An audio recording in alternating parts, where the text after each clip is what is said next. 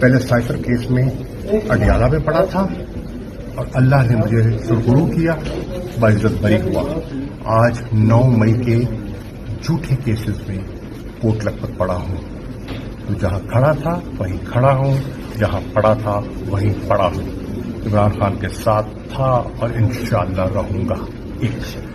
24 تاریخ کو عمران خان نے پوری قوم کو، وکلاء کو، یوتھ کو، پارٹی کو، لیڈرز کو، ورکرز کو دعوت کی ہے اظہار یکجہتی کے لیے اور اپنے حقوق کی آواز بلند کرنے کے لیے۔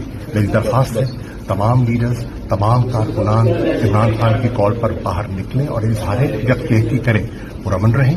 قانون کو ہاتھ میں نہ ہم نے پہلے لینا تھا نہ اب لینا ہے۔ پرامن احتجاج ہمارا آئینی قانونی حق ہے۔ اور پہلے سائفر کیس میں اڈیالہ میں پڑا تھا اور اللہ نے مجھے سرخرو کیا، باعزت بری ہوا۔ آج 9 مئی کے جھوٹے کیسز میں کوٹ لکھپت پڑا ہوں، تو جہاں کھڑا تھا وہیں کھڑا ہوں، جہاں پڑا تھا وہیں پڑا ہوں۔ عمران خان کے ساتھ تھا اور انشاءاللہ رہوں گا۔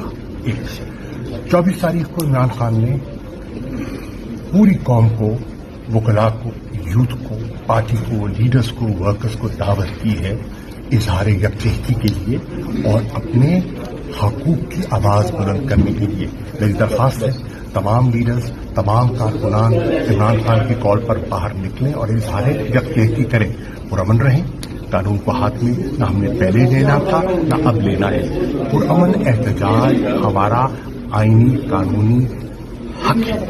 اور پہلے سائفر کیس میں اڈیالہ میں پڑا تھا اور اللہ نے مجھے سرخرو کیا، باعزت بری ہوا۔